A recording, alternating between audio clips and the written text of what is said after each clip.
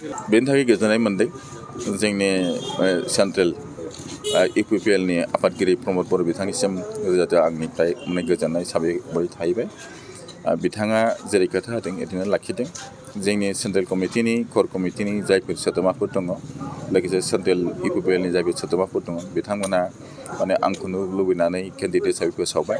बेनि थाखायबो आंहा थोजासे गोजोननायजों लोगोसे माने सेन्ट्रेलनि गोजौ लेभेलनि जानाखि मावथिफोर दङ, बिबानगिरिफोर दङ, दैदेनगिरिफोर दङ, बिथांमोननिसिम आंनि माने साबायखर गोजोननायखौ बावहरनाय जाहैबाय। लोगोसे जोंनि बिजनि जिल्ला इउपिपिएल दिल्लीनि लोगोसे बेसेबां ब्लक दं, 3 ब्लक आरो लोगोसे प्राइमारि कमिटिफोर दङ, 28टा प्राइमारि दङ। बे प्राइमारि कमिटिनि जेसेबां माने दैदेनगिरिफोर दङ, लिडारफोर दङ, मावथिफोर दङ, बिथांमोनाबो आंखौनो लुबैनानै सेन्ट्रेलनिसिम दैथायहरबाय। जोंहा बेवहाय इयथ सेल दं, उइमेन सेल दं, बेंगलि सेल दं, माइनरिटि सेल दं, क्रस राजबंसि सेल दं। गासैबो सेलनि सेन्ट्रेलानो जा जोंनि जिल्लानियानो जा बयबो आंखौनो नांगौ होननानै बिथांमोना माने थौ दैखांदों।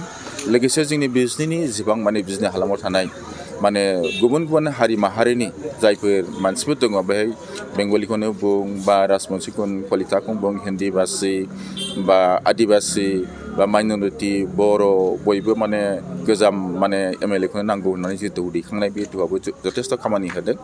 बेनिखायनो बिजनि गासिबो रायजो राजाजों लोगोसे जोंनि जिल्ला इउपिपिएलजों लोगोसे जोंनि मावथि इउपिपिएल मावथि ब्लक प्राइमारिनि मावथिफोरखौ आङो माने साबायखर बावहरो। खारन बिथांमोननि माने रोजा रोजा माने मदद नङामोनब्ला आं बे टिकेटखौ मोननो हानाय नङामोन। दा बेखायनो जोंहा जोंनि जायफोर दैदेनगिरिफोर दङ, मावथिफोर दङ, बिथांमोनजों आं साबायखर बावगोन।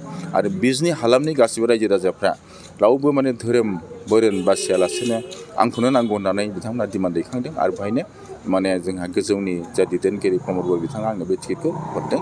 बाहाय जोंहा माने प्रेसनि मानसिफ्राबो माने बुंनो थाङोब्ला बिथांमोननि बाहानदारि दङ, बे बाहानदारिखौ आं बावनो हाया। दा बेखिनि आरोखि 5 बोसोराव अबजारभेसनाव थाबाय।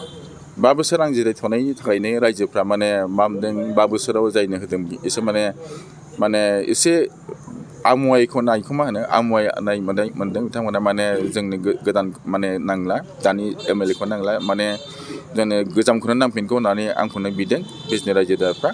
बाहाय आहा गोजोननाय मोनसे फैफिनदों। आरो बाहायनो रायजो राजानि अननाय मोजां मोननायखौ लानानै आङो नैबे फैगौ 9 एप्रिलाव जानो गोनां जानाखि बिसायख'थि आसामनि, बे बिसायख'थियाव आङो माने गोबां भट मोननानै देरहासार जानो हागोन, बेखौ आंबो माने आंनि जानाखि अबजारभेसन नायबिजिरनाय बेवहाय मोनदांनो हादों आरो।